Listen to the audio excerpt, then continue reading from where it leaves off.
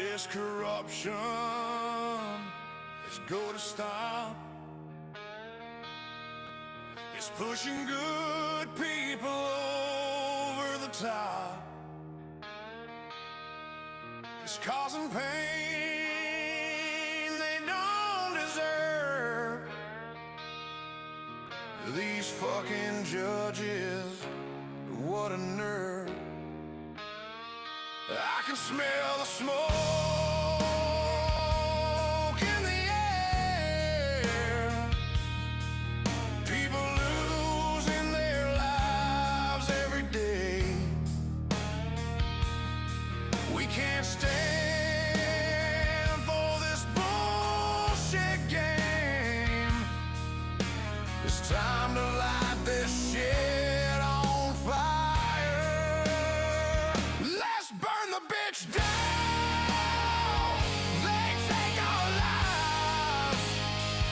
Let's burn the bitch down. It should be no surprise. Let's burn the bitch down. They deserve what they get.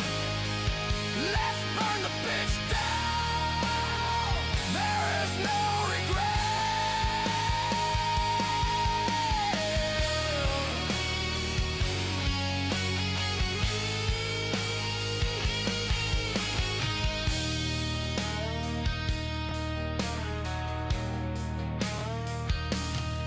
They're taking kids, ruining their future, making dads run scared through the fire. The courts destroying families, they're such a liar. When the days turn into the nights, they give up, they have no fight. When you break the man, you take his soul. When you take his child, consider yourself told. Let's burn the bitch down. They cause our pain. Let's burn the bitch down. We're not insane. Let's burn the bitch down. They had their chance. Let's burn the bitch down. We show our stance.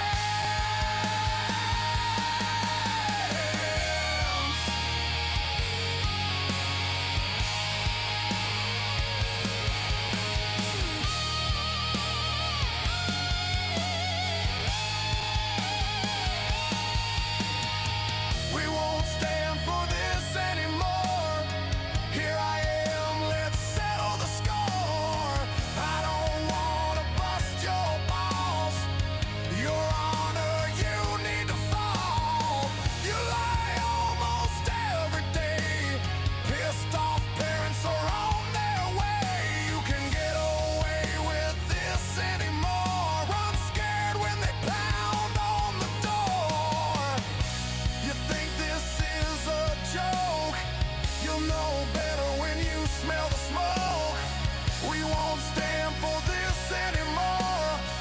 We are parents headed to war. Let's burn the bitch down. Whoa. Let's burn the bitch down. Whoa. Let's burn the bitch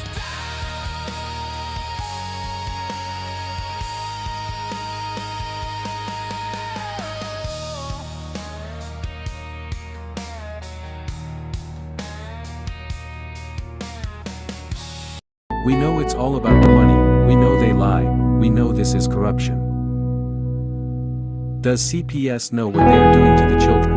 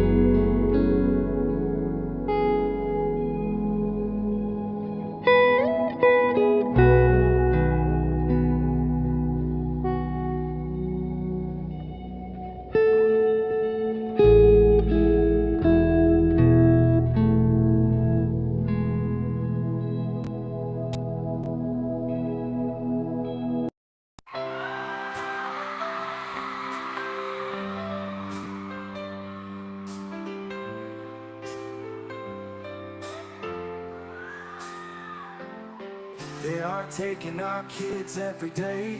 I shout them in and no one has a thing to say for those who have been isolated. Don't be worried, you have a voice today. So listen up everyone, here is the story. Child Protective Services is real. CPS is what they call it. They want our kids because it fills a lot of people's wallet. We all think it won't be us. We say when they come we will be so tough. It all sounds good when there's no one to take them. But when they come, your voice gets to breaking. Stay calm, step away. CPS ain't taking no one today. We are educated. Stay calm, step away. CPS, you need to leave. I know the tricks up your sleeve. You can't do what you're trying to do. We have done our homework. Don't do a damn thing without a warrant. You no longer will steal our kids this way.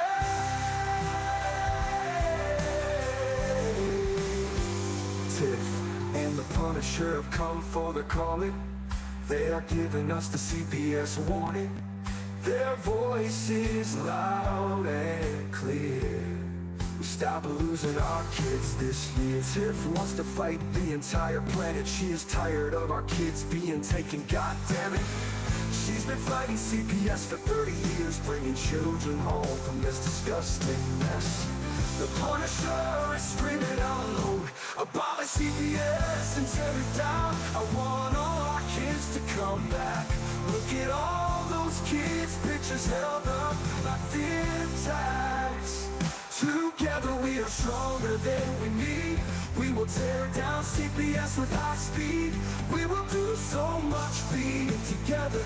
Birds of a feather flock together. So watch out CPS, here we come. Picking you one by one. We promise to bring back the family and prosecute the caseworkers unhandily.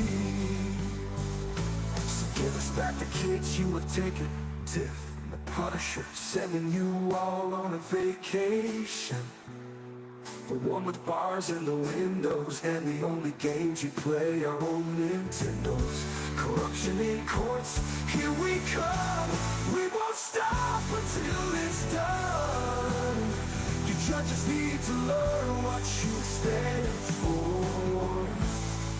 This is Tiff and the Punisher warrior, and we cry out to all of you out there. We need support for a cause that many don't care. All children are being stolen way too often. So CPS, we plan on doing the stopping. Stop it.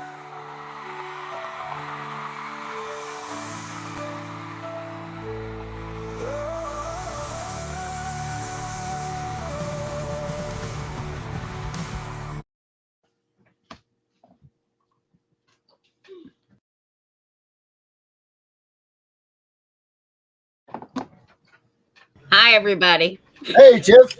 Hey, Darren. Here we are. Holy smokes. I made it in. What's happening? It's Friday. It's Friday. That's right. It is Friday. And today we have special Friday day. Friday. Yes, we show. do. And I love this gentleman so much. He's a man after our own heart. That's for sure. Absolutely. So, I noticed that we are a little bit different in size here. Yeah. We clipped the phone ready button. So this is the way we're going to be. That's all right. We're going to be able to see D, and let's bring him in here. Mr. Fostering reality himself.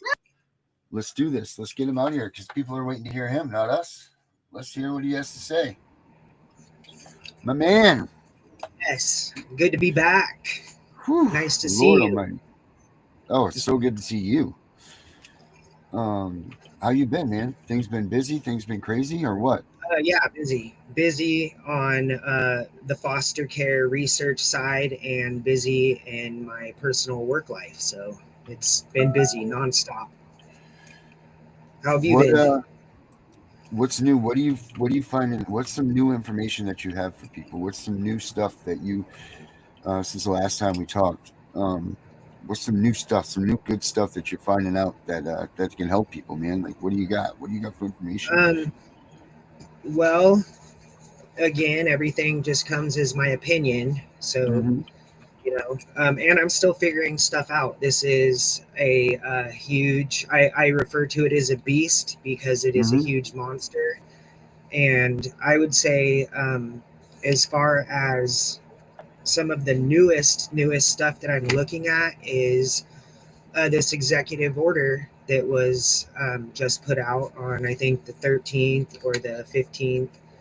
That we need to talk about that. You Yes, we know, do. We certainly do. that is a nightmare come to life. That I was expecting something like this, but not until like 2027 or 2030. Um, but it's coming on fast. This new D. thing. This is what I heard when we watched that day. I heard Donald Trump say this bill has helped so many right now. And first of all, this is I love talking to you because you are it. You are like you are the example or you are a person that's been through the system as the system is and was and is going to be and all of that. So to hear it from a parent or someone that hasn't been through it, that's is not only an opinion, but you've lived this stuff, man. You've lived and Mhm. breathed this stuff, so you know it. But I heard Donald Trump pretty much say, man, that this bill is gonna not only help those that have come through so far, but there's gonna be so many more. And I Oh feel yeah, like so many more means that they're ramping up to take our kids. yes, and that's what I heard. And when you look at what he said, actually look at it. I mean, this ties into everything that's been going on, even back to 2018 and all the way back to 1997. This is that same pathway that I grew up on. I saw this, but not integrated into artificial intelligence and uh, a data center like it is right now. Hmm. Um, that's what I heard, and looking at his words, what I see is that right now it's the test subjects, it's the foster kids. Hmm. It's always the foster kids first, but then it's coming to the next vulnerable group, rather it's elderly or people on welfare or prison inmates, parole. It's coming for everybody, just like Seroquel and Ritalin did, just like Hmm. cognitive restructuring did. It starts with the foster kids and then it moves out to everybody. Right, and it almost sounded like he's making a new generation of welfare dependent recipients. They're not helping these people. He's So trying to make this generation. He's trying to make foster children dependent on the welfare system. yes, and again, in my opinion, um, this is doing that, as has every step up until this point. It Mm, is highly profitable, but in like 2000, 2002, sometime in there, when the tech industry really got involved, it became no longer. See, in my opinion, it was never about the kids, anyways. mm-hmm, Um, it's never about helping your local community. It hasn't ever been that. You can dig back as far as you want. That's what they mm-hmm, say, not what it is. So then the tech industry gets involved, and that opened a whole new profit engine for billionaires and billionaire tech and tech firms. And mm-hmm, so that's what's been going on for 20 years, 25 years. And then the next big move was 2018 um, basically when Donald Trump had mentioned almost everything he said this time, except without the AI, it just kind of pittered out. It made a lot of complications for states. It was easily sidestepped, as far as I can tell, as far as helping even the billionaires. What it did was it gave you a label before you were removed that guaranteed your pathway.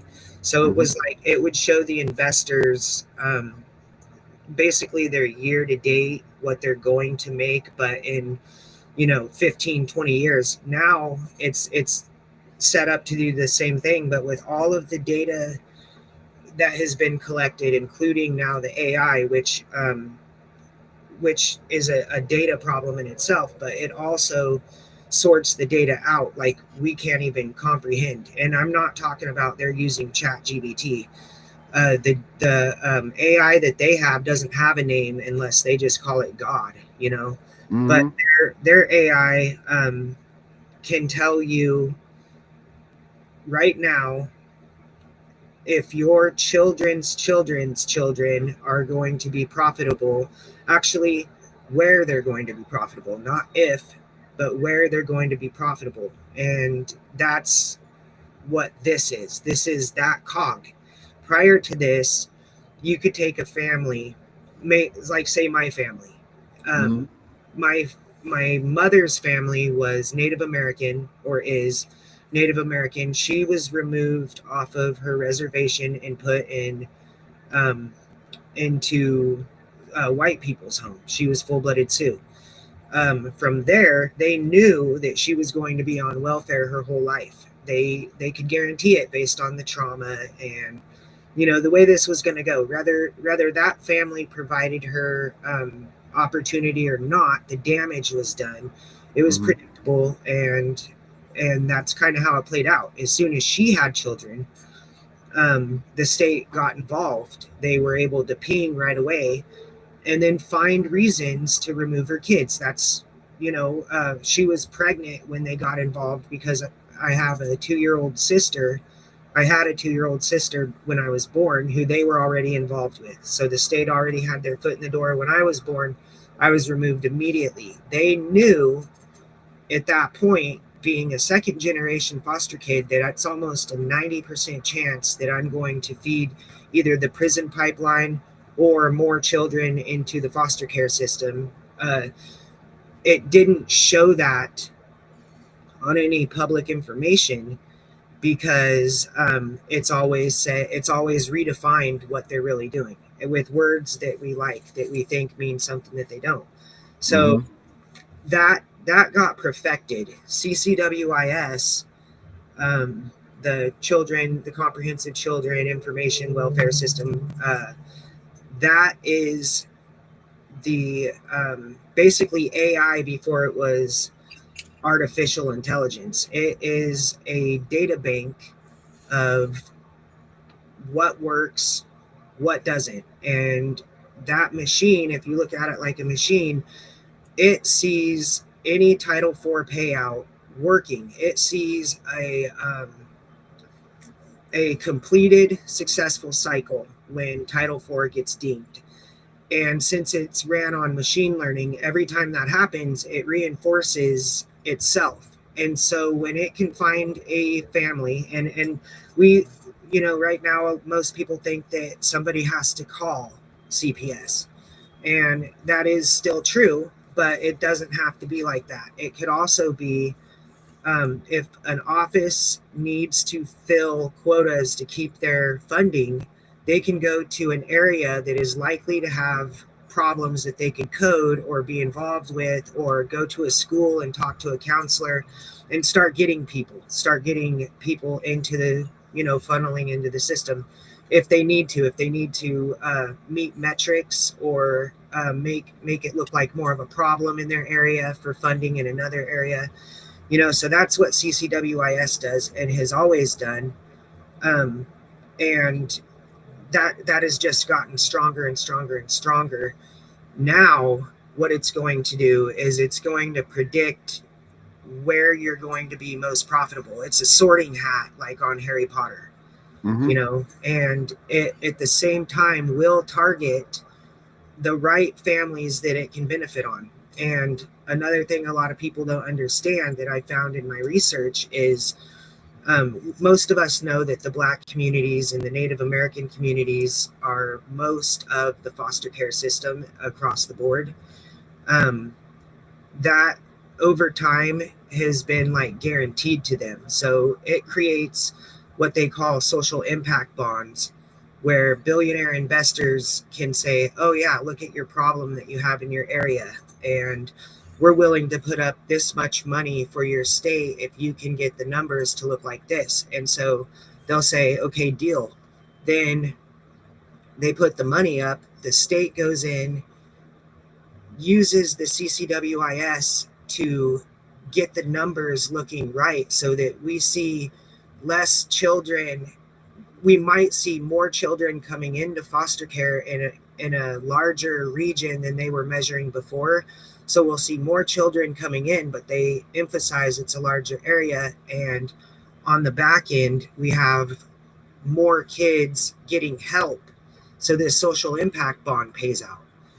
And it has nothing to do with us. We get plugged into a machine. If you have a CPS office in your area, and it needs numbers, it will come hunting.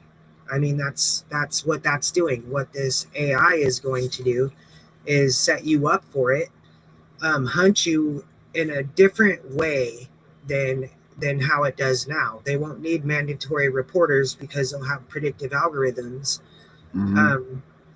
They'll match what they want to happen with what they see happening, disregarding what's actually happening so that they can check their boxes to make their money and to cycle the machine. Then once you're in foster care, now something will come up for the parents. I'm not sure where we're going with that yet, but if you are a foster kid and say you're getting close to aging out, you age out, you're hooked up on this app and everything, and that follows you, and there's nothing in any of the paperwork that says that information can't be sold or traded. So the biggest problem I see with that, other than it's a problem, is that these data firms sell that information to companies, to corporations, who then want to sell something.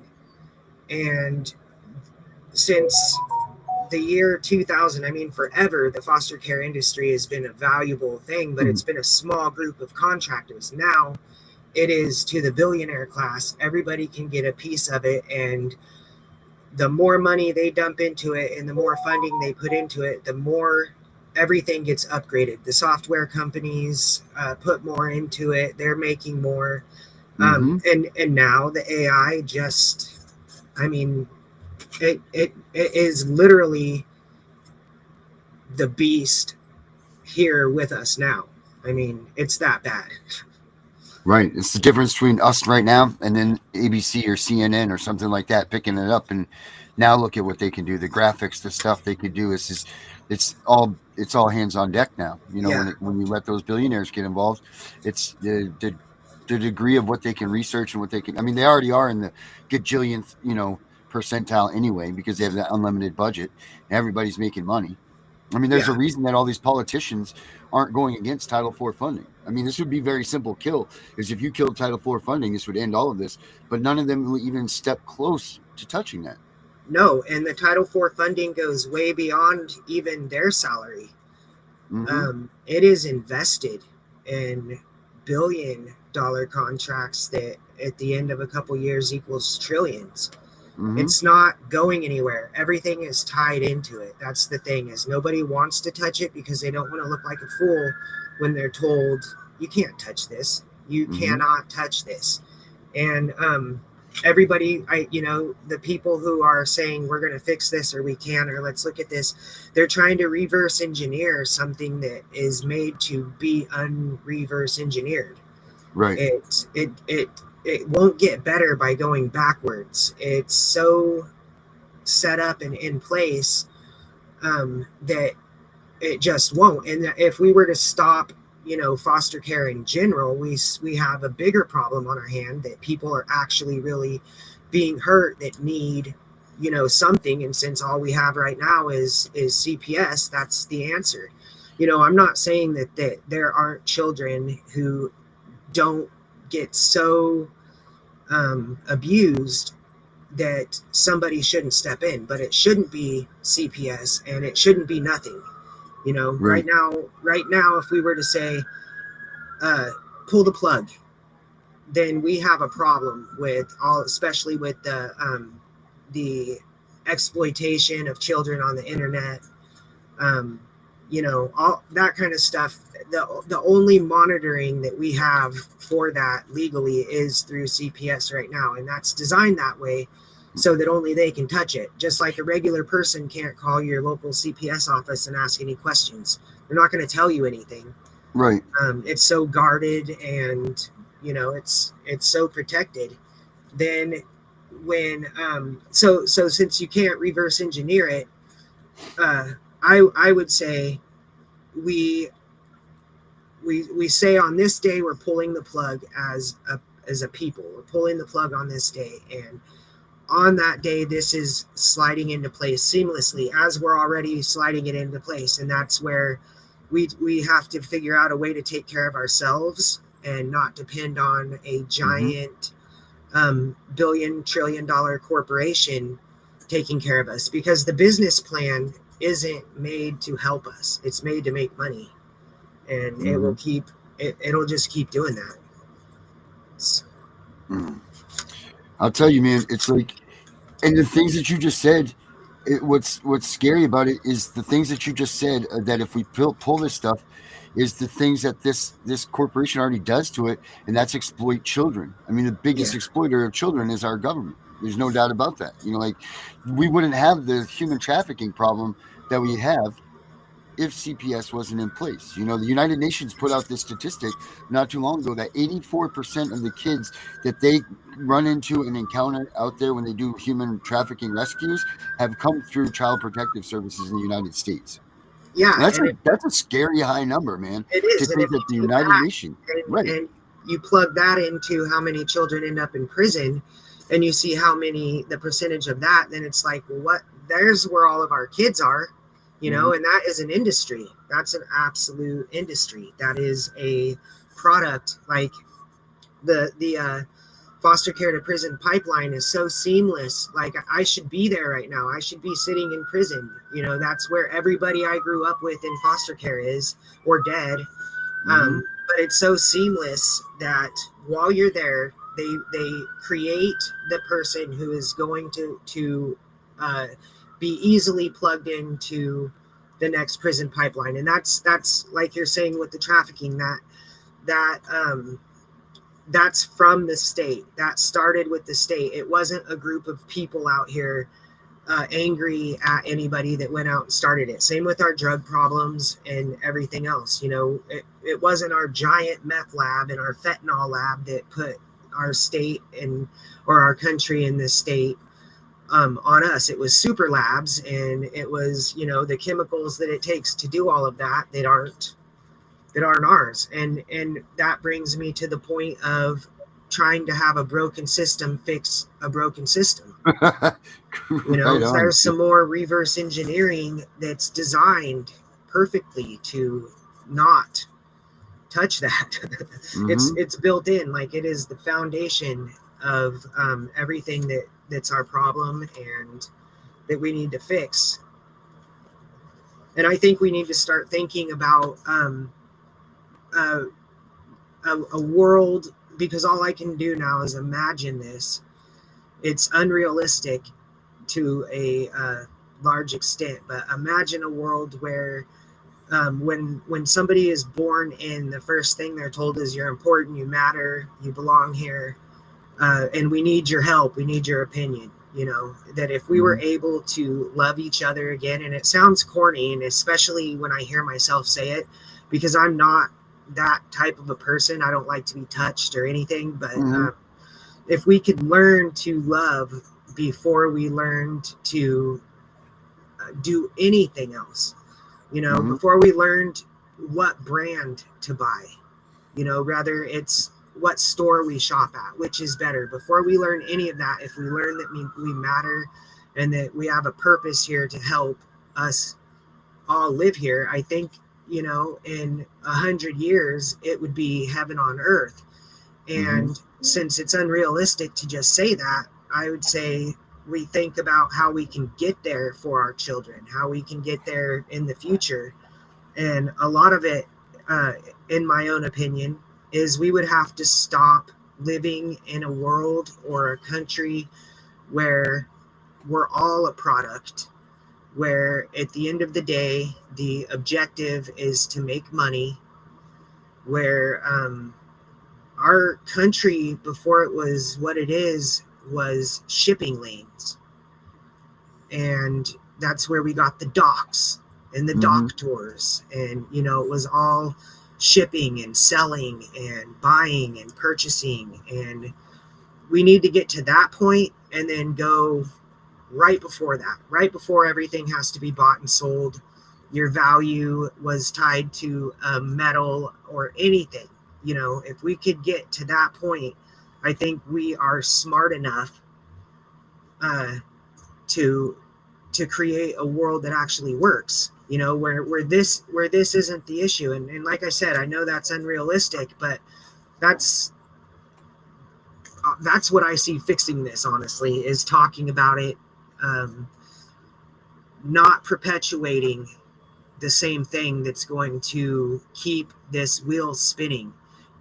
I look at it like this wheel is so large that all we see is one little tire tread go by in our whole entire life, but it is a giant wheel. That's just what we experience. And it's designed. It's obviously set up to do this, and it's set up to have us run in circles and be pitted against each other. And love is just a word now, right? Like, love isn't real. Love doesn't exist the way that love truly is. Like, there was a point in time where you said I love you and it meant something. Now it's on t-shirts. It's a brand. Yes, love is a brand now. It's not a true emotional feeling. And when you truly try to act or show love or something, like you said, it's corny, it's odd, it's awkward. Like when you go to hug somebody, it's kind of like, like, am I supposed to? Am I not? Like, this is kind of like, this is dorky, or this is like, you know what I mean? Like, love is not what love is supposed to be. Right. And that's something we can, I guess I can't speak for we, but I can say that I feel an energy, like with my wife. I love my wife, and that is something that I can't give you a measure of. You wouldn't understand, and I can't show it to you, but we feel that. And we have to remember that we're made out of things that sense that type of energy. We're not just the 5 senses that they gave us that will help us flip through our dollar bills to pay for something. We have hearts, and I'm not a loving person, but I'm a decent person. I'm decent. At the end of the day, I'm not trying to, actually, for me, at the end of the day, I'm trying to help you. I'm trying to help anyone I can. That's but that's what love, I dude. live for. That's love right there. That is love. Sacrifice. That is love. And it's not something that you have to try to measure or do anything or exchange, or I don't need that from anybody. That's me being decent and just decent. At the very end of the day, I am not stepping on your toes. I'm not trying to, and I've had to learn, this is crazy talk, but that everybody is right. I have dug on both sides of almost everything, not sex trafficking and harming children and stuff like that. That's wrong. But say like the COVID-19 thing, on both sides there is information that says that this is true and right, and it just depends on which side you plug into. It's by design, again, to pit each other against. But what I did was I was decent about it. Like, regardless of my belief on it, I saw that the only thing I could do was go out and argue with somebody about it, or do what I needed to do and try to stay out of their way. And I will admit that when I would go into the grocery store, I wore a mask. And the reason why was because I saw the fear in old people's eyes. I saw uncertainty, regardless of if it's true or not. they found the information, and as a human being, I trust that they can find the information they need to make their decisions to keep them safe or not. And I'm not trying to prove that I'm right or that my point is more valuable than how they feel. And honestly, if I can get past a situation without having to argue about something designed to argue over, that's where I'm going to go, you know? And we've got to get there, I think, as a society. That has helped me tolerate people that a long time ago I would have assumed them not be there, not be here. And now I value their side of it because they are human energy, you know, and what they were taught has shown them that what they think they know is right. And I can see that. It's hard and it's difficult, but it's true.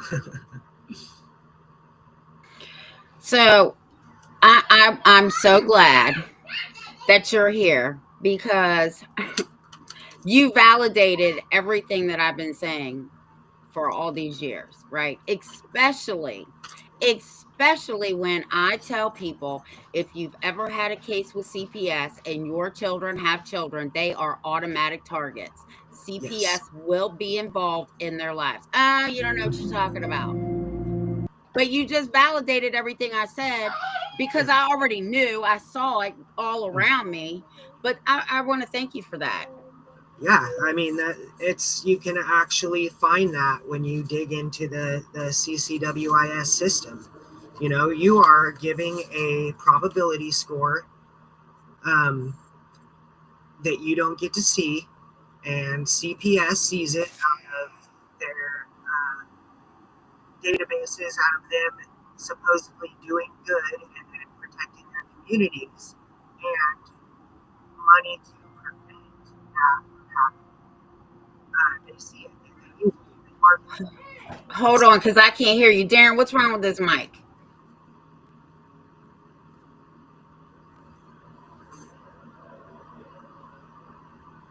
Darren, your mic's not even on.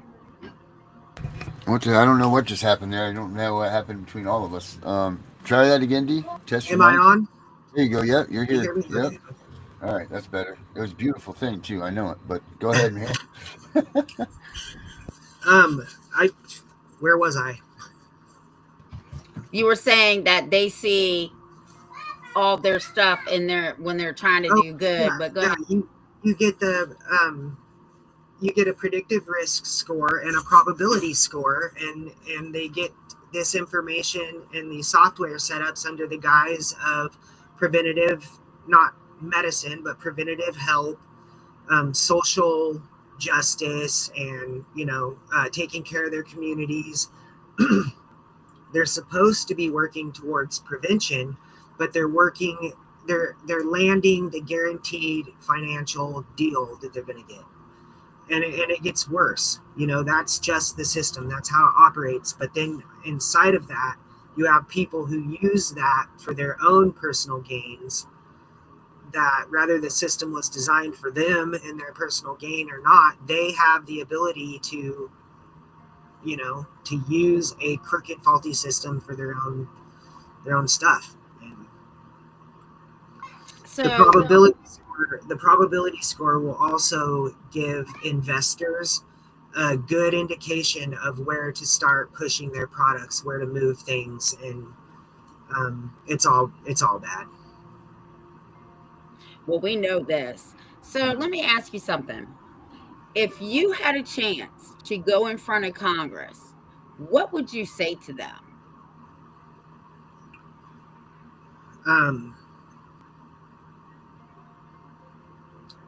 That's a good question, and it really depends on my mood at the time, to be honest. I mean, Yeah, I've got 20,000 personalities when it comes to this, and I first of all, I would need their credibility. I would need to know why I'm speaking to them about this, and knowing that isn't an option or couldn't be, I would tell them what I see as a funding engine What do you see? Show me where you see anything that isn't setting even your own career path for the future for more money. Because we all know, right when you get done being a congressman, you're going to go join one of these AI tech boards for 3 times what you're making now. I mean, I know why. It's Yeah, I get it. They would have to catch me on a good day Hmm. because they wouldn't like me on a rough day. yeah, Um, Yeah, any day, Tiff. Come on. well, that's true. I'm telling you, Congress is not ready for me because they don't even know the Constitution and they take an oath to uphold it. And they're not doing that either. I already told you with this bullshit government shutdown that we, the people, did not vote on, hmm right? So you were playing with our lives while you were still getting paid. But anyway, yeah, they all need and to be fired. while we were talking about that before the show, you and I, Tiff, I, was thinking, I started thinking about some of that stuff, like the Constitution. And I'll tell you, I'm 45 or 3 or something, and I wasn't taught the Constitution. Even if I would have been in a steady public school, I'm not sure I would have been taught because the people, my peers now that are college educated, don't know them.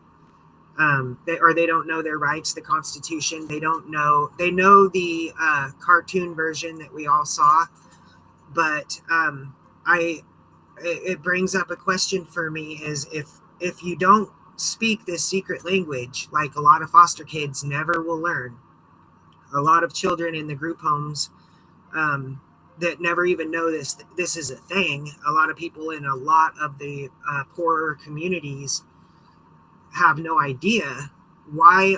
I mean, why is this tied to that system? Like, why are we in that kind of a system where if I don't know your magic words, even though this is my life, and I know right from wrong, and your laws make no sense when they go beyond there being a victim involved and it's all about the money. Why do you have the reins? Like, because you're the only ones that I see being benefit. And again, I admit I don't know the Bill of Rights, the Constitution. The only time I've been in court, I grew up in court in foster care, but other than that, it's been criminal. And it, for me and millions of people, uh, that fight isn't an option yet. It's not an option. And so then I look at that and I think, well, what can I do? Well, I can do all the things I'm doing. I can support people who can do that. I can encourage everybody to do something, but that's putting a band-aid on because we're limited in time, and it's so then I think, what extreme could we do? I wouldn't say everybody go grab your muskets, but I would say that the line was crossed a long time ago. And from what I understand, from what I've read, this was the reason they broke away in the first place, except this has to do with our children. And, uh, I would say, is not participating an option for everybody to not participate, and for one thing, the whole lie about our debt and our money and stuff like that will crash and everybody will die. No, that's because you think that there is something somewhere backing up your money. Now, if we were to make this imaginary transaction without thinking that there was money somewhere when there really wasn't, it would still work. It'd still go through. I mean, regardless, at the end of the day, nobody is saying, hey, you owe me this when it comes to debts across the countries. There's no way that China is going to stop sending stuff over here. It just, the whole world is made on making money. And so when you realize that, you see that this system is all tied together. It's all part of the same thing. And the first laws weren't about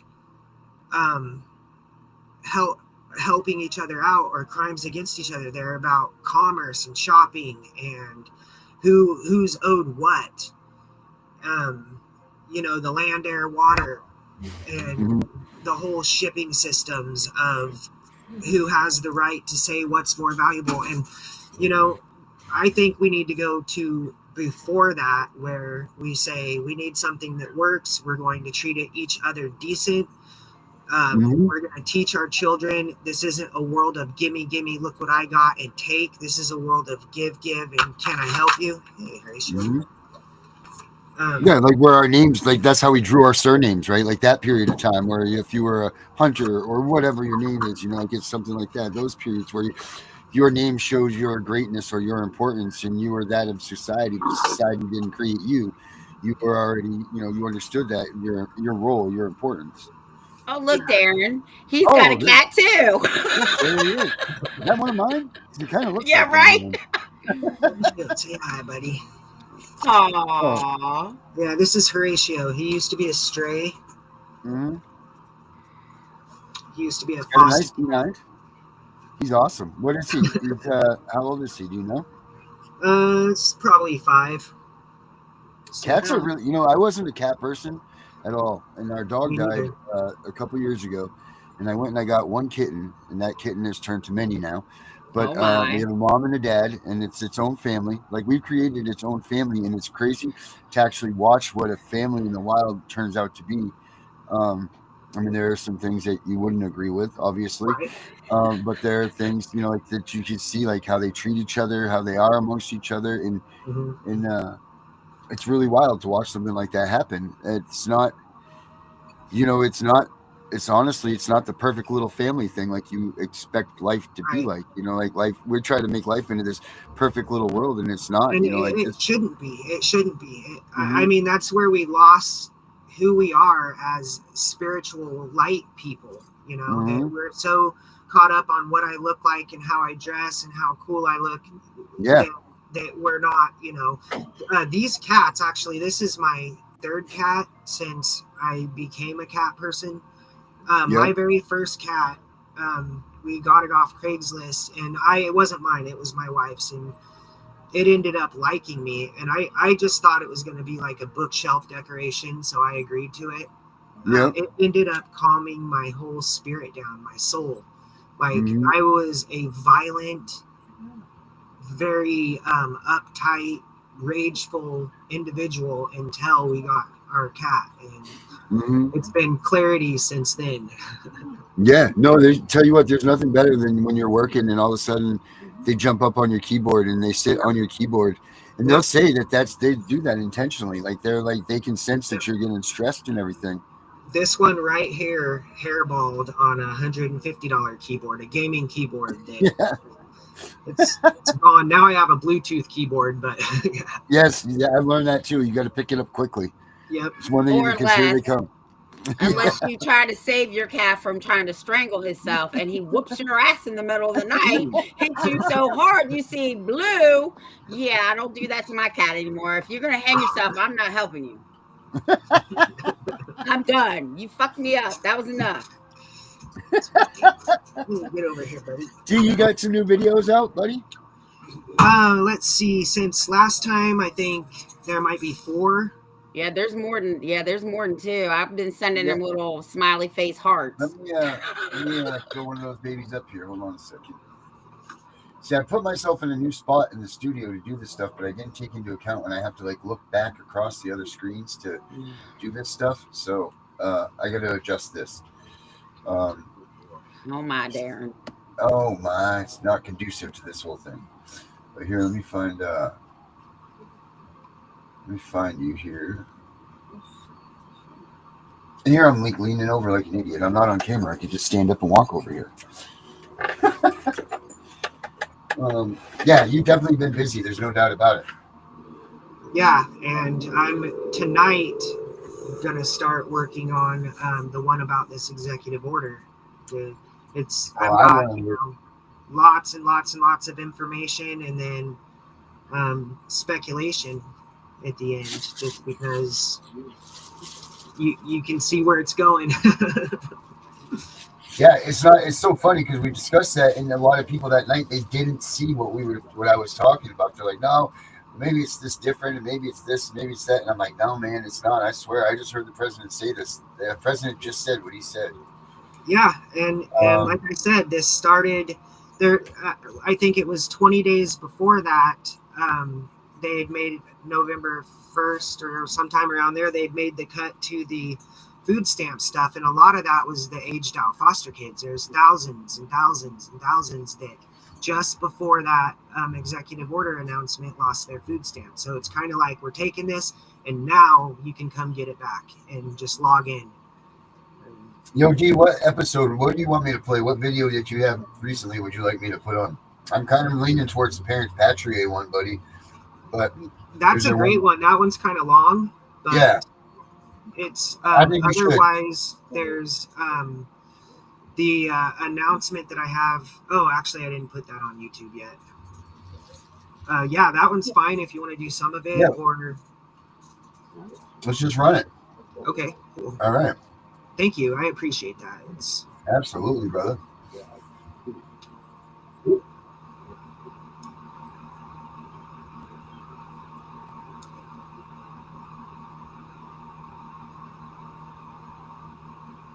For the parents that are in an open CPS case right now, based on my research and my opinion, these systems should. So we can hear your there we go. You know they're going to be messing with us, Darren. Oh, here we go. I'm an overfostered and adopted aged out foster care survivor. I'm not a lawyer, I'm not an advocate, and I'm definitely not a constitutional scholar. I'm just a guy, and nothing I say or do should be interpreted as legal advice. This is just a public service announcement for the parents that are in an open CPS case right now, based on my research and my opinion. These systems should never be assumed inferior to your great constitutional rights scholarly mind. Make no mistake, you are fighting the oldest, most powerful system ever created from realm to matrix. If you only knew the entire multi-billion and trillion-dollar beast structure using the same technologies that our millionaire board members, billionaire investors, and military rely on, actually just go look it up. If anything is fallen technology, this would be it. We gotta tighten up. Fact, constitutional arguments are not slaying CPS cases like you think they are. Not to say that it doesn't happen, but the variables have way more to do with it than the rights do. There are no nationwide statistics that specifically track cases dismissed solely due to constitutional arguments. However, we can use related data from authoritative sources to paint an undeniable picture. Here's the overwhelming power of the state.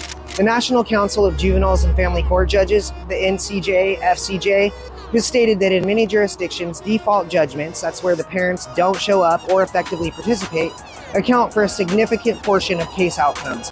When parents do fight, they are facing a system where, according to American Bar Association, the parents are unrepresented or underrepresented in the majority of the cases. So what this means, the system is not designed for a complex legal battle. So let's look at the most drastic state action, termination of parental rights, the TPR. According to data from the Administration for Children and Families, in a recent year, there were over 64,000 children waiting for adoption after parental rights had been terminated. So if constitutional arguments were a silver bullet, we would see a massive number of successful appeals based on these grounds. But we do not. The vast majority of trial court decisions, even arguably flawed ones, are upheld. When a case is dismissed or a child is returned, it's almost always for one of these procedural or evidence-based reasons, which have been spun into constitutional fairy tales and then put up for sale. The reality, the state's evidence was weak or non-existent. The risk was malicious or a mistaken report. The state had no actual evidence of abuse or neglect, or the state failed to provide reasonable efforts, which federal law requires that the state show that it made the efforts to keep the family together. If they didn't, the case can be weakened. This is a statutory argument, it's not a constitutional one. Then there's the procedural errors. A deadline was missed, the paperwork was faulty, or a caseworker failed to appear. The court dismisses without prejudice, meaning that they could just refile later. Sometimes it's just a win for the future. Here's an example that I found over and over and over. The caseworker entered your home without a warrant. That's a Fourth Amendment violation. Case dismissed.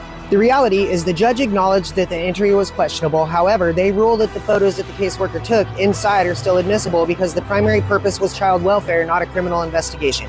The tainted evidence is allowed and the case proceeds. That's Wyman versus James, 1971. The Supreme Court ruled that a welfare caseworker's home visit is not a criminal search. Refusal is grounds for terminating benefits. So, let's stop pretending that this runs on your pocket constitution that was written on parchment 200 years ago. While this system is written in Latin on a 900-year-old operating... operating system with the crown logo burned into the kernel. Parents Patriae, parent of the country. Roll the tape all the way back. I just mentioned this like 3 weeks ago. So, 13th century, where kings weren't elected, they were anointed as your divine ruler by birthright. The King's Council and the Chancellors start granting equity where rigid common law fails. Vulnerable people, orphans, idiots, lunatics, they all get parked under the crown as wards. That became the Court of Chancery, the King's conscience. Translation, the sovereign reserves the right to seize guardianship for their good. That's the seed. 14th to 17th century, Chancery grows teeth. If the king says the child's best interest requires intervention, your bloodline is the suggestion. Parents Patriae becomes a doctrine with muscles, not a loophole, it's the spine. 17th to the 18th centuries, the king's bench and the chancery split the roles, but the crown's parental power just kept maturing. There's no jury, no criminal burden. Equity calibrates outcomes by conscience, not guilt. And if that sounds familiar, it should, because you're living in that echo today.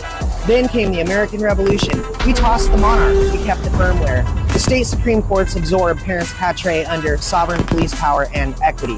The truth? America killed the king, but we kept the crown and we wrote it into code. Ex parte cross. In 1839, a father argued that his daughter was imprisoned without a trial. The Pennsylvania Supreme Court dropped the legal hammer.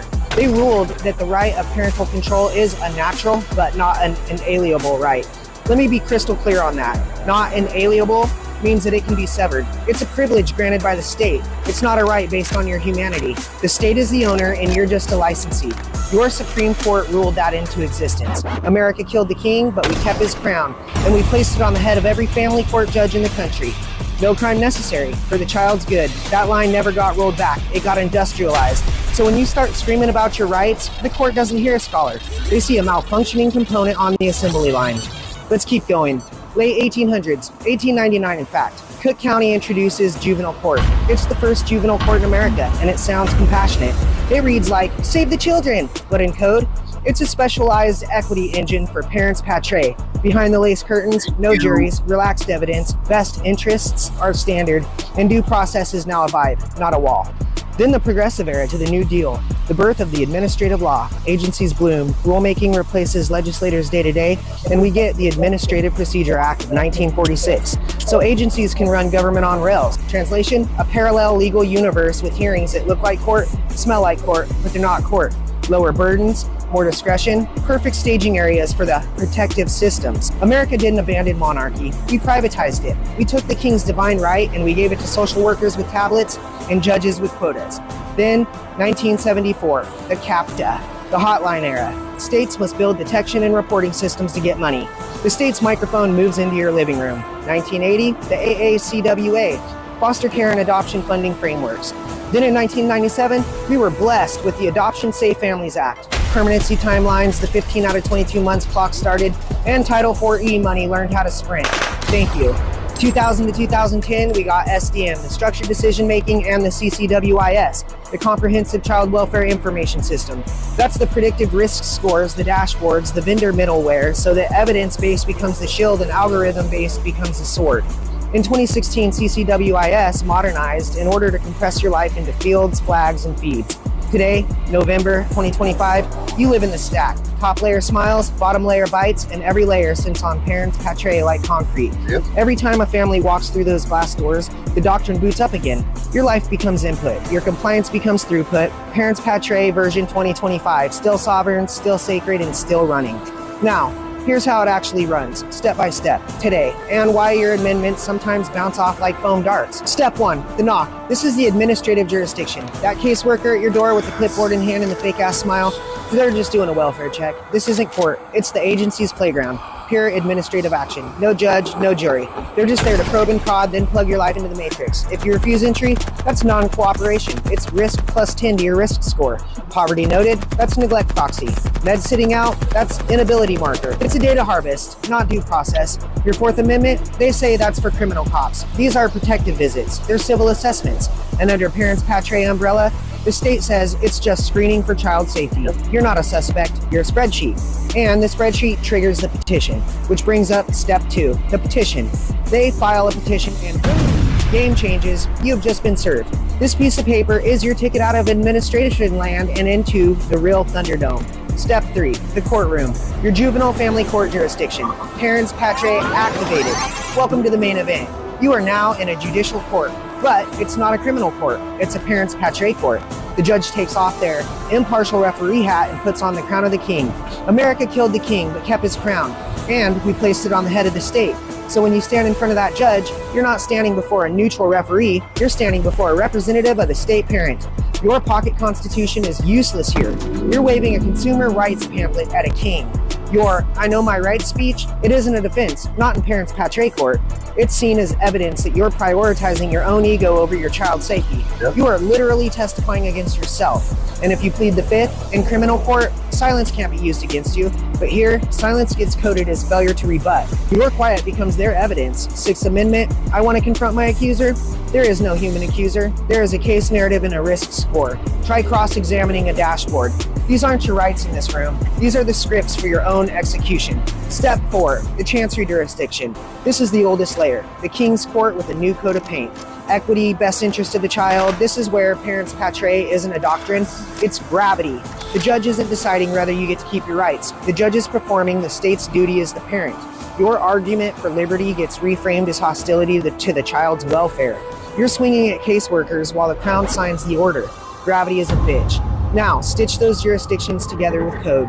The administrative layer, that equals intake and ingestion. It speaks SDM trees, screening tools, structured narratives. Every no is a non-cooperation event. Every Y is adversarial, and every tier is an emotional dysregulation cue. It feeds the CCWIS with timestamps, GPS pings, provider notes, and referral outcomes. That's your future set. Then the judicial layer, that's the validation authorization. The petition wraps admin data into legal language. Facts sufficient, imminent risk, reasonable efforts made. This judge isn't testing truth. The judge is testing whether the file satisfies the process. The burden is lower, the timeline is faster, and the hearing is shorter. The printouts beats your mouth. Then the chancery layer. This is the deployment. Equity flips from what happened to what must be done. Services ordered, placements assigned, visitations rationed, compliance tracked, and all of it routes back into the admin as a new data. It's a loop. You're not being judged once, you're being rescored continuously in real time. And yes, let's talk about the algorithm, because in 2025, the star witness isn't a teacher, it's a model. It is the legal doctrine that allows the state to strip you of your child because a predictive algorithm said you might be a risk. Not because you are one, because you might be. You cannot cross-examine the Eckerd model, and you can't confront structured decision-making. You cannot subpoena the traverse dataset or the safe measures risk slider. Imminent risk is a prediction rendered by code trained on past removals, poverty proxies, and convenience labels. The Constitution has no amendment for that. You're quoting parchment to silicone. Your Fourth Amendment, I would not cite that mid-visit. If you do, watch the notes update in real time. Parent cites criminal search law during civil welfare check. That's a red flag. Fifth, they log non-responsive, resistant to services. It's another flag. Sixth, they'll smirk because your accuser is a petition plus a probability score. The 14th, they nod because they'll process you. They'll process you straight through the pipeline. Your prayer group becomes ideological rigidity. Then your 13th, you call services forced labor and they call it a case plan. Every right you assert becomes a variable. Every variable becomes a score. You shout fourth, it logs criminal framing. You plead fifth, it logs non-responsive. You cite 14th, it logs process familiarity, possible coaching. And you think you're asserting power, but the model thinks that you're proving risk. That's the trap. The louder you fight, the richer the data set. You want receipts?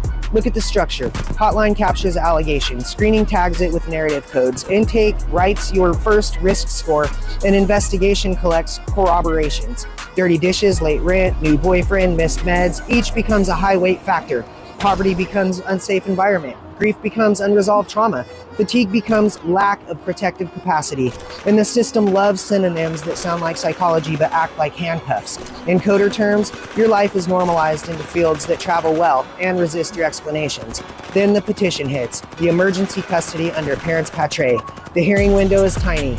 You scramble. Your advocate friends tell you just assert your rights. I've seen this many, many times. And when you do, the transcripts label it argumentative. The software calls it instability. The supervisor says non-cooperative, and the process says that you lack insight.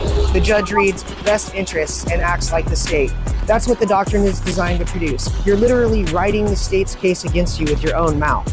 Look at it through the 2025 eyes. Admin collects, judicial authenticates, chancery deploys, and all of it writing the same 900-year kernel. So what do they really mean by best interest? It's equity as policy, updated to 2025. It absorbs hearsay as context, and it welcomes future casting as preventive care. It downgrades your rights to considerations and it prioritizes state duty over family autonomy. And if you resist, the narrative engine writes you as the threat. That's the dark psychology baked in, framed inversion. Your self-defense gets coded as proof. Every one of these is another brick, and together they build clear and convincing. Then we arrive at the end game. This is Stantosky versus Kramer. They promise termination by clear and convincing. When the state predicts you won't fix fast enough. Not proof beyond a reasonable doubt, but prediction beyond your budget. That's not justice, that's throughput. Listen, if anyone is selling you constitutional magic bullets, then they're trying to tell you to take a knife to a drone strike. I'm not clowning the Constitution. I'm clocking the venue. You're not in one court, you're in three, stacked. Admin to collect, judicial to authorize, and chancery to law. All of it riding on parents' patre. Same crown, new robe, and upgraded for 2025 with telemetry and dashboards. So here's how you survive the opening volley without feeding the beast. First, stop feeding labels, short answers only. Document everything and ask for written questions. Demand the record, not the argument. Make them validate data points. Who entered it? When? From what source? Don't shout rights, assert scope. Is this a criminal search or a civil welfare check? If it's civil, ask for the policy citations, screening tools, decision trees. And if they reference risk, ask which model, which variables, what thresholds, which validation study, what error rates. You're not arguing with the person anymore, you're interrogating the system. So subpoena the algorithm, motion for discovery of model parameters, demand audit logs. Who accessed your record? Who edited the fields? Which values changed and when? Ask for the CCWIS data dictionary and the SDM codebook. Force source of truth declarations. School notes, provider notes, hearsay notes. If they claim reasonable efforts, demand the service catalog and the waitlist metrics. If they claim imminent risk, make them define imminent in minutes and metrics, not vibes and adjectives. And when they say, this is equity, not law, you say, then document the equity. If we're doing best interests, put the definitions on paper. Who weighs them? How? What's the rubric? Iterator reliability. Because if equity is just discretion with a halo, then parents patre is just power with PR. America killed the king, but we kept his crown and we put it on the head of the beast. In CPS court, that crown is invisible until you argue with it. Then it's the only thing you can see. The calendar reads November 2025. 900 years and the doctrine still sits on your family like a boot. The advocates selling you magic words are selling you comfort, not outcomes. Constitutional law matters, but venue, doctrine, and data decide your fate in this room. You don't win by chanting, you win by forcing translation. From myth to model, from story to schema, from sovereign to source code. Admin collects you, judicial authorizes you, and chancery deploys you. Parents patre owns the pipeline. Your job is to jam it with facts, with logs, and with model disclosures, with forced validation of every single data point. Because when you force them to prove what the algorithm assumed, their case starts bleeding out in real time. You thought that you might have needed better magic words, but you don't. You needed root access. Now you kind of have a map. Aim it at the crown and stop swinging at pawns. Until somebody pulls this plug, every courtroom wearing that invisible crown will keep pretending it's mercy. But we all know it's not mercy, it's maintenance. I'm not saying that our constitutional rights don't matter. I'm just saying maybe our founding fathers actually saw the design and how extremely profitable it was while sounding benevolent. So we fought over tea and taxes, but I'm sorry, but the king doesn't give a shit about your pamphlet. Dude, I'm going to tell you this, Derek. I cannot tell you how many people don't know about parents patriae. I didn't even realize how deep parents patriae is, and I try to show so many people parents patriae, and they don't even, I didn't realize that it was that in depth and that entrenched in all of this stuff, to be perfectly honest. That's crazy. Yep, and but it makes sense. It shows up in the bench books for CPS. I mean, it is the foundation of they're getting away with anything. It's how they override whatever right you might have been born with. Here's the thing. The Constitution does work. I've done it. Mm-hmm. And I've had a lot of people, but it took a lot of fucking training, I'm not gonna lie, because people are scared. Mm-hmm. And you I've told them if you don't know what you're talking about. Right. Right. That's why you have to prepare them. What I should have said. And I tell them, take it in there and we highlight everything that they need. Mm-hmm. And you will be surprised how many judges will back down. So I don't want people to think by saying that. I mean, I can't argue with your algorithm because I don't know about it. But what I do know is the Constitution, the Bill of Rights, and the Declaration of Independence. And that's what I stand on. And the parents that have stood up and not been afraid of these people, which is very few, believe me, there's very few. Yeah, well, there's been a They lot have that won. stood up and messed up. Huh? There's a lot that stand up and mess up. Right. They mess up in court, and it goes exactly the other way for them. Right. I know that And it that's works. true. I know. Because I think you're a psychopath, right? Well, here's the thing, and we've talked about this, right? You Mhm. can't go in there and say, "Well, you're violating my rights." Mhm. No, you have to You have to articulate know your what rights. rights Mhm. that you're violating. And then if you're using Supreme Court cases, which I mean, judges have said, "Oh, the Supreme Court don't rule my courtroom," but they set the precedents, and they have talked about parental rights, and they say they are fundamental, and the state has limited access anyway. And I tell them, don't go in there citing these cases and you don't know what the cases are, because now you look like a stupid ass, because the Mhm. judge could say, well, tell me all about this case. So you're right. It is hard. Trust me. Trust me. 36 years. I know how hard it is to get people to listen and do the right thing. Yeah, It's and just hard.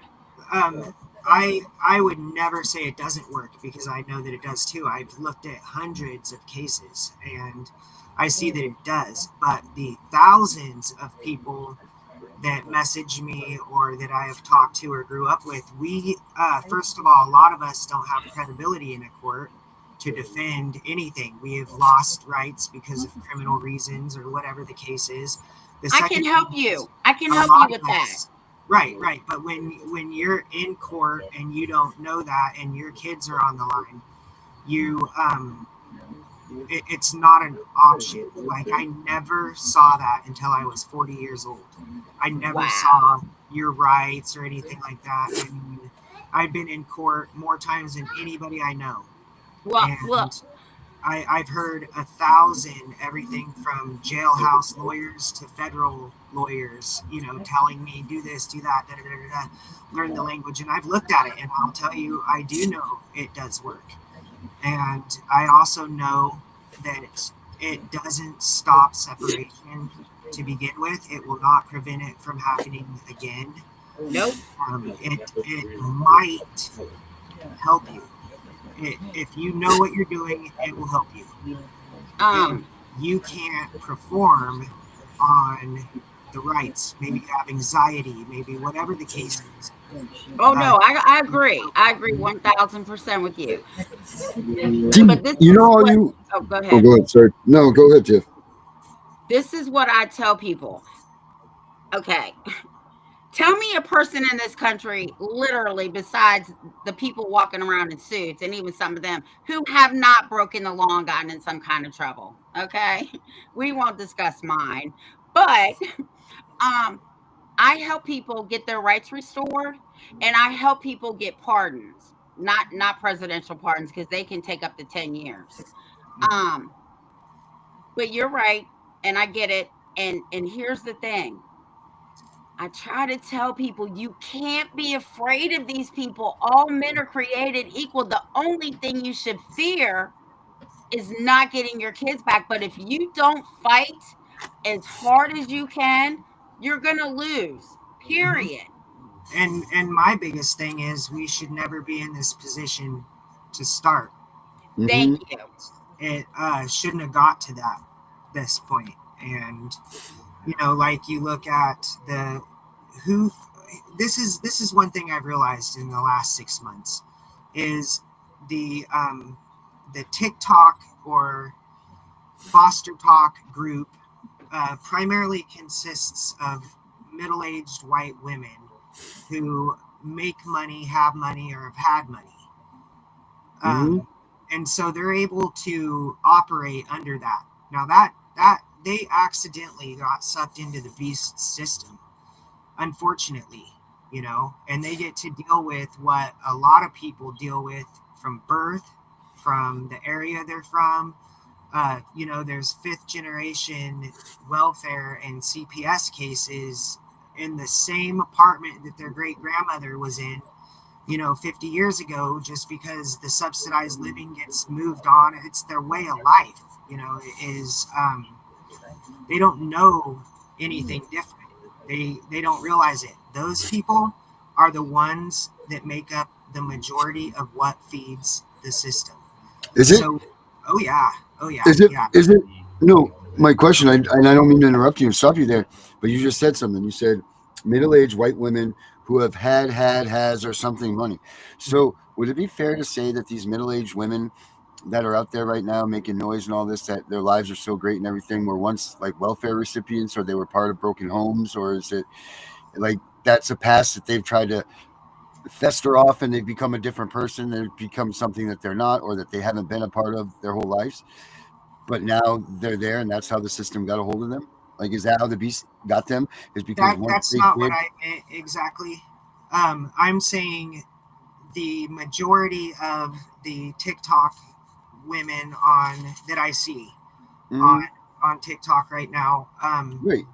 they're white middle-aged women who have had money. I don't mean that they've fallen from it. I mean they had a normal life based on. No, I'm thinking that they were there. They once didn't have this stuff, but that's how they got sucked into the beast, because they were obviously part of it at some point in time, right? To get put into that, get put into it.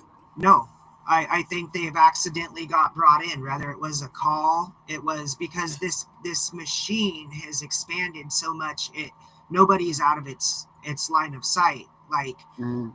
um, their husbands can separate, and their husbands call on them, or something like that, or a child says something at school like their mom slapped them, or however Right. it opens it up, and the majority of them that get divorced, I'm not going to say that they're well off or they seem well off or anything, but their upbringing has been different than the majority of the people in the system. Like, Oh, all right, all their right. So opportunities. I was thinking that you were saying that it could, you, no matter what, like if you become this fake person, that you're hiding from it. Like that there's no running away from it. Like if you're already there, that, then. that is true too. I mean, that's absolutely true too. And you look at it like marketing your future products, and keeping track of where you're going to make your money next, and it's on these people, whether it's you're investing in rehabilitation, private prison, you know an app that's going to supposedly help people. Now that is, you're not going to hide if they want you, especially if you've been in the system to begin with. But I was specifically mentioning a lot of the people whose voices that you hear, Mhm. they aren't from that world. The majority that I hear on TikTok specifically come from Mm. a home life where they had a mom and a dad, and nobody's life has been perfect in 50 or 60 years or something, but so they've had little issues, but they graduate high school, they move on, they go to college or whatever, find a husband, have kids, and then something happens. For some reason, they get brought into this, and they end up, you know, um, not knowing that this actually has been going on. It's the first time they've ever heard of Mhm. CPS doing this. Like they knew CPS was around, and could get involved, but only for people that needed it, only for drug dealers and sex traffickers, and not regular people who are good moms. And that their voice is so important. I will say that that group of people's voice is extremely important because they have the means to perpetuate what they've been through. They have Mhm. the ability, and even though they're almost feeling destroyed, they remember the confidence they used to carry getting ready for work or something like that. So their voice is important, but they don't realize that what what actually feeds the beast. They're an accident. What actually feeds the beast are these whole communities that are designed and made, and just generation after generation put through the same things and pretty much taught to depend on a system, depend on the system to go back into. So what I'm trying to say is this group of women, they are important, but people don't realize that it's a lot of people that don't have a voice, that don't have the education, that don't have TikTok, that actually feeds the system most of its information, Right. Poor communities and the ghettos or whatever, however you want to say it. Would a small town be not a good place for them to look? So if you're in a small town America, you're in a safe spot, right? No, I'm from a small town. I think it would be worse. It is. I mean, there is no good, and I can't actually say it was worse because I wasn't also in a large town, but in a small town, as you change homes, people know about you. So, No, I'm talking about to get into the system itself originally. Like if you're in everybody's last name is Smith, you know what I mean? They're not looking in that area, right? Because that's all like a big extended family, right? So they're not coming there, right? Right. Yeah, that makes sense. Yes. That's where I'm getting at. Not just in general of the small town. I'm thinking so if you're in for instance, there's 2 names in the town that I live in here. You know what I mean? And I swear every kid in this town is named those names. You don't hear about CPS coming to this community because everybody's related to everybody. So nobody's calling CPS. They deal with it amongst themselves. That's it. That's if there's dissension in the ranks, the uncle comes over, slaps the shit out of the nephew, and that's it, and things get fixed. That's how it happens. No one's calling CPS. But I could see how if you had a small town, yeah, absolutely. And like you're saying that you have a kid that's in the system and you're getting bopped around from Joe's house to Bob's house to Sally's house. And all of them are sitting there going, oh, well, you know what? My house, he did this and he did that. It's even worse for you to try to become somebody of your own because you're already predetermined who you are when you get to these places. Yeah, so, and you go to school and the kids already have talked to their parents about you. Some have been foster parent or foster siblings or something. Yeah, and that's in a town of about 3,000 to 5,000 people, where it's a small town, but it also is large enough to where there is a crime rate and a bad side of town, and it's a great place for CPS, just because not everybody is related. There's only a couple huge big families in that area. Everyone else is free game. Right. Before we go, because I see what time it is, I do want you to know that I actually had a friend go to the American Bar Association meeting, and they finally admitted after 40 years, and I have the memo, that they have been policing Hispanic and Black families. CPS has been policing them, and they finally admitted it. And I think that's a good step. But my problem is, why is anybody policing any families? Period. We have a right to privacy. So you're right about the Bar Association too, but so I'm just going to leave it at that. Well, and anything that's positive in something that's so big and ugly, I'm for it, but I'm not. What I'm doing personally is I'm working to get the separation stopped. And even though they admitted to policing Black and Hispanic families, now it doesn't matter, which is why they've admitted it. Now we've got the CCWIS finding it doesn't care what color you are. It's going to target, and and now it's on steroids. So it's gonna get worse as far as separations, unless. Right, let's make no mistake. Anything that they've let out, they're finally letting it out that, oh, we're there extort. Oh yeah, we're using this money for this. They don't care anymore because their use of this is done. They're done with this now. They've moved on. This machine has an endless thing. It's not like a couple of us have figured it out. It's that they let us figure this thing out. They let us talk about now that they're exposed. It's why that there's no difference now between, if, like I said, if Nancy Schaefer came back to life today, she would think that she just went to the grave that day because nothing has changed in child welfare since she's been murdered. Not a thing. Nothing has changed. This woman will be coming back doing the same thing.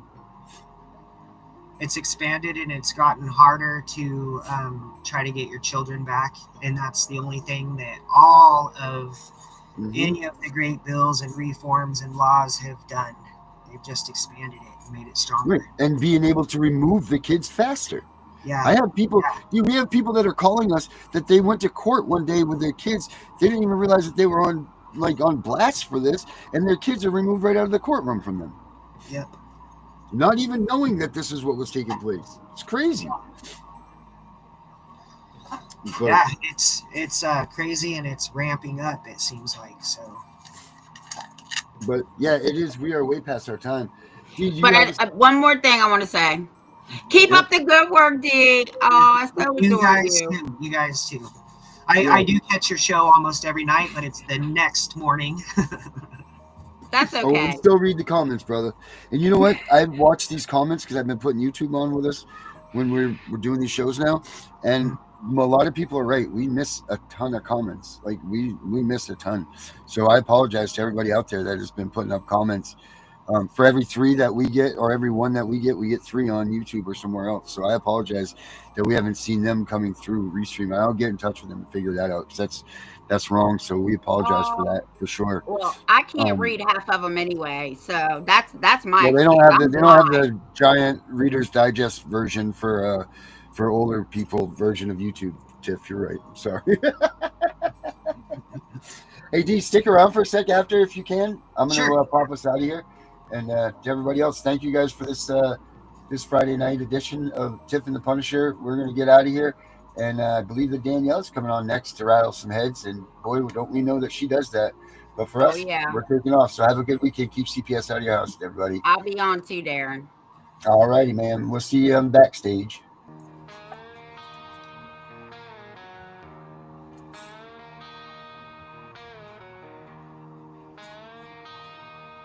This corruption is going to stop.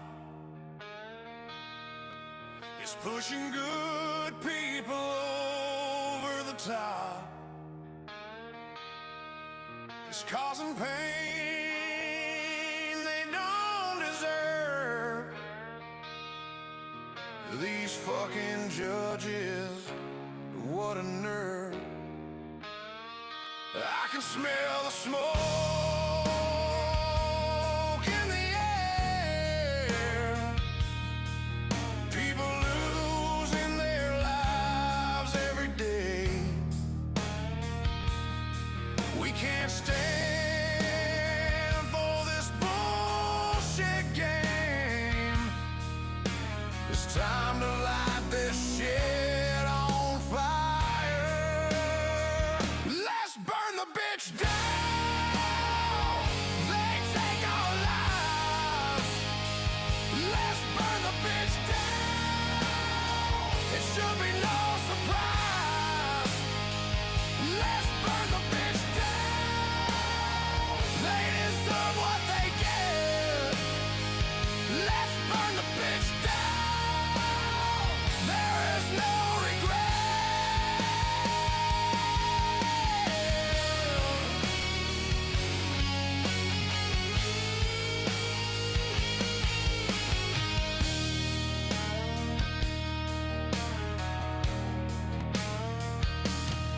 They're taking kids, ruining their future, making dads run scared through the fire. The court's destroying families, they're such a liar. When the days turn into the nights, they give up, they have no fight. When you're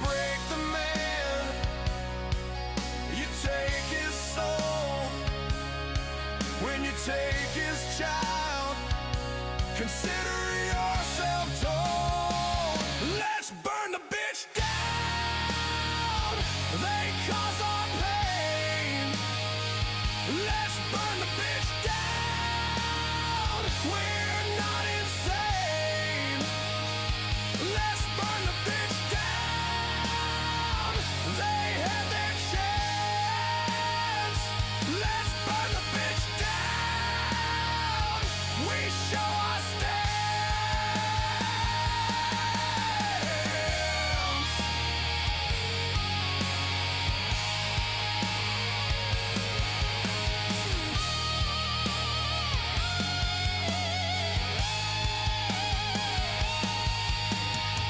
We won't stand for this anymore. Here I am, let's settle the score.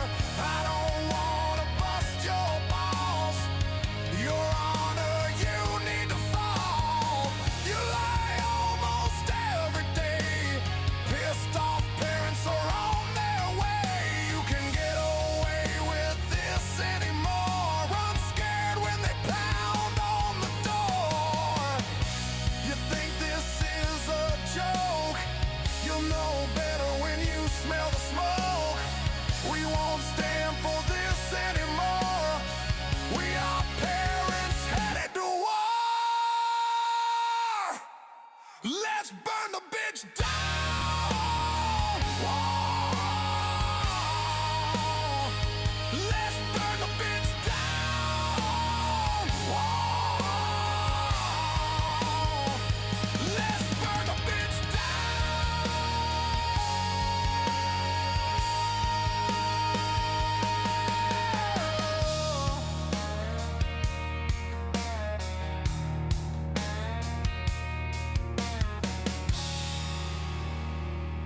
We know it's all about the money, we know they lie, we know this is corruption. Does CPS know what they are doing to the children?